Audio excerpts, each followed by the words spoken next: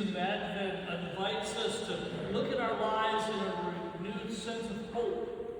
Hope that God is not finished with us. Hope that He is still working in the places where we need healing, clarity, restoration, and reconciliation.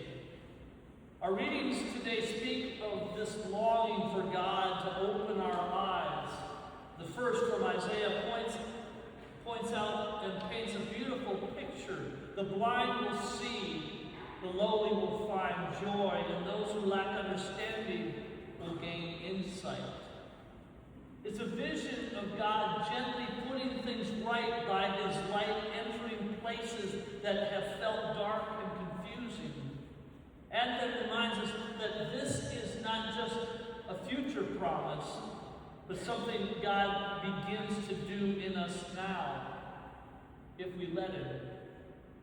Like a little boy named Noah who was excited about his Advent calendar that his grandmother gave him. Every morning he would rush to open the little door to get prize. But one day, in his excitement, he opened the wrong door a week early. And when he realized this, he ran to his mother crying, saying, "Mom, Advent is ruined. I already got the shepherds. Now I don't know what to do." But Mom smiled and said, "Noah, Advent isn't about having all the surprises at the right time. It's about learning to wait and to trust. You can still enjoy today's prize, even if you peeked a little ahead. Just pick the right door tomorrow." Noah's little mix-up reminds us that something important about God's work in us. We don't always see the big picture, and we don't need to, because Advent is a season of trusting God day by day and letting Him reveal things in His time and not ours. Sometimes we want clarity right away. We want our problems fixed now. And we want answers to things that we probably aren't ready to really have answered. But God opens the doors one at a time, gently and patiently, so we can gradually see and understand better. That's what we see in the gospel with the two blind men. They followed Jesus even when they couldn't see Him with their eyes.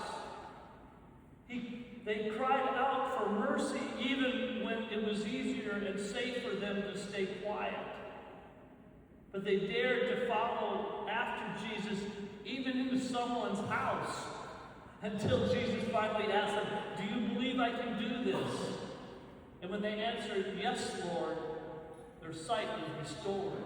Their willingness and persistence following Jesus without full vision began their healing, and their yes to Jesus' power healed their blindness.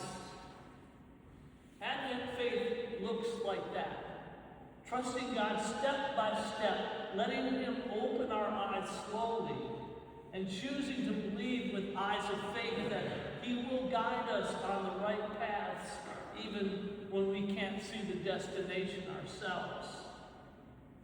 This is especially true in the Eucharist when we come up for Holy Communion, because that's where we meet the same Jesus who fulfilled Isaiah's prophecy and His promise and restored the sight to the blind. It is in the Eucharist in which Christ comes quietly, faithfully, and lovingly to open our eyes, strengthen our hope, and guide us towards the fullness of His light, so that we may be light to others in this world until He comes again. So let's make this Advent a time when we let God open the right door on the right day, and trust that His power, His timing, and His vision is always perfect, even when ours is not. We need to make sure that we're letting everyone know about Jesus, about His power to heal and save us, especially during this Advent season.